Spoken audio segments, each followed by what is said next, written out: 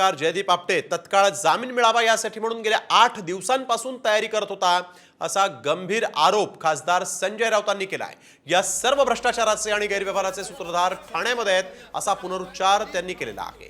तर जयदीप आपटेनं चूक केली असेल तर त्याला शिक्षा झालीच पाहिजे, असं मंत्री सुधीर मुनगंटीवार यांनी म्हटलेलं आहे।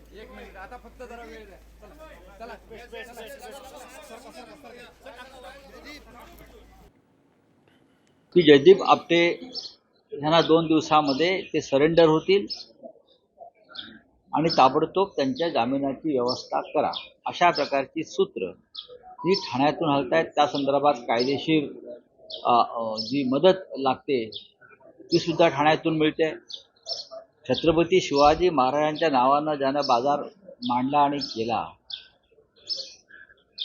त्या सगळ्याचं जे षडयंत्र आहे त्या षडयंत्राचे सूत्रधार हे ठाण्यातच आहे। त्याची चूक असेल तर आपटावंच लागेल ना शेवटी, का त्यांच्या चुकीचं या महाराष्ट्राने काही नुकसान सहन करायचं का? छत्रपती शिवाजी महाराज आमची प्रेरणा आहे, अस्मिता आहे, आस्था आहे, आमचा आत्मा आहे, आमचा प्राण आहे, अभिमान आहे।